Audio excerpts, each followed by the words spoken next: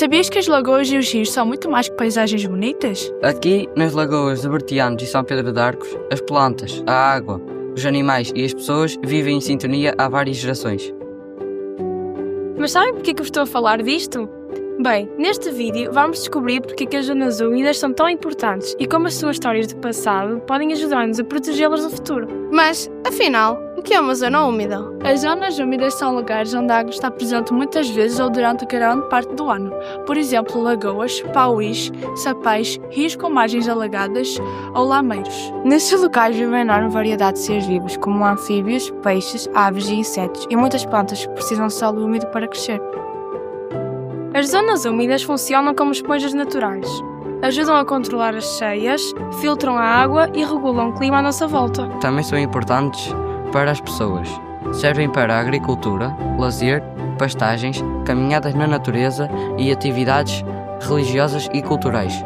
As lagoas de Bertianos e São Pedro de Arcos são um exemplo especial, pois fazem parte da lista Ramsar, uma rede internacional de zonas úmidas que o mundo decidiu proteger.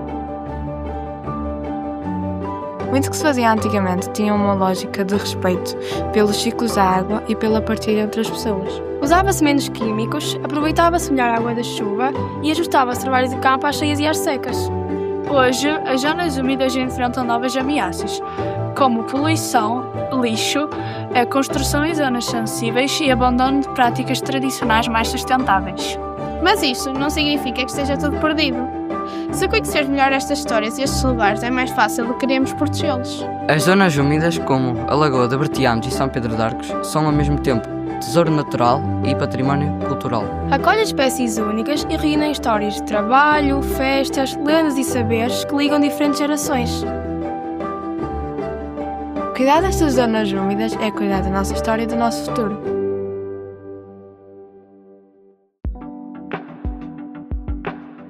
Há 30, 40 anos atrás era um bocado diferente. Havia muitas tapadas, parcelas que eram pastoreadas pelo gado, que eram tapadas abertas, junto à lagoa. Aqui esta estrada, por exemplo, era uma zona de bastantes matos e celevados, só que, no entanto, as árvores tomaram conta. Onde está aqui um arvoredo, um bosque caducifólio, não é? Que tomou conta aqui deste espaço. O rio teve uma importância muito grande aqui nesta região. Todo o percurso do rio era pontuado com moinhos, lagares de azeite e fábrica de serração. Este rio teve tudo isso desde lá da sua nascente até cá abaixo. E essa relação era muito importante também com as comunidades, que levavam o milho para moer, buscar a farinha, o azeite para fazer a azeitona para fazer o azeite, as madeiras para cortar, e depois a relação da água era também as regas. As regas agora são através do canal normal, não é? Mas antes era por motores. Eram motores que começaram a aparecer os motores, e então os motores eram alugados para regar os campos das pessoas. As regas antes não eram, antes dos motores, as regas eram feitas por gravidade, a partir de poças de água que vinham, que faziam uma espécie de represa, concentravam a água numa poça, e depois cada proprietário tinha um X tempo por mês para usar a água no seu campo. Pronto, e a passagem dessa água às vezes era quilómetros, e bastava a meio do caminho alguém fazer um desvio da água para o terreno dele, e a pessoa que tinha água, à espera da água cá em baixo, ela chegava já com muita dificuldade e já não dava para regar tudo. O trabalho nos campos era um trabalho manual, sobretudo manual, antes de virem nos tratores e sobretudo e antes do emparcelamento. Era um trabalho manual em que as pessoas trabalhavam umas para as outras, era uma espécie de trabalho comunitário, as pessoas ajudavam-se uns aos outros, não é? E havia grandes chamadas sachadas do milho, as grandes ceifas de centeio, as malhadas, as desfolhadas, portanto, as espadeladas, para espadelar linho, cultivava-se muito linho neste rio.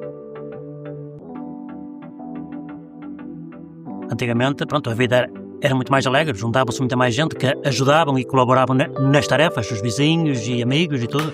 Por exemplo, no trabalho do milho, que era o sachar o milho, juntavam-se às vezes 10 pessoas e 15, todos com essa chola, até tirar as ervas daninhas dos campos, cantava-se e pronto, era uma alegria. Eu contava uma história que era, ele ia, quando aqui ao saco, ele dizia, uma para vinho, outra para tabaco, outra para o burrinho que está fraco.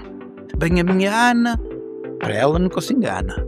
Vem o meu criado, pergunta se o fole já está maquiado. E arruma-te fole para um canto, que se me zango contigo, ainda te tiro outro tanto. Portanto, eram histórias que se contavam sobre a atividade dos moleiros, da questão do azeite.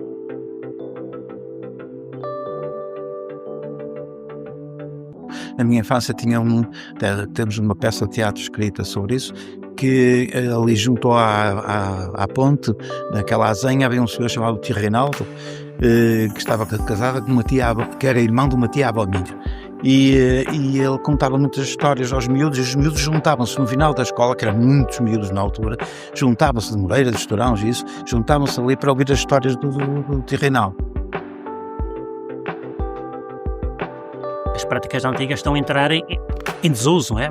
Mas era importante haver, por exemplo, o cultivo dos milhos regionais para não deixar acabar, pronto, com essa cultura, outros modos de cultivo, mais um bocado para que ia favorecer muito a biodiversidade, as espécies, não é? Porque o modo intensivo como se trabalha os campos e tudo, vê-se, é um deserto cinegético, é um deserto de biodiversidade.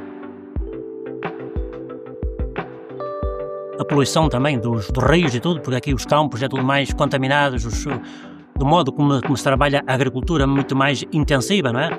Muito mais à base de pesticidas, herbicidas e adubos e chorumes, não é? Que descarregam nos campos, que vai tudo parar às águas, aos rios, não é? E que vai poluir o rio Estorãos e as próprias lagoas, fazendo com que haja muita menos biodiversidade, peixes e insetos aquáticos, tudo. Eu acho que os percursos da área protegida são importantes para abordar isso, para fazer abordagens. Acho que a relação com as escolas é extremamente importante nesse aspecto, quer aqui ao nível da área protegida, quer ao nível do vale, até lá acima, à nascente.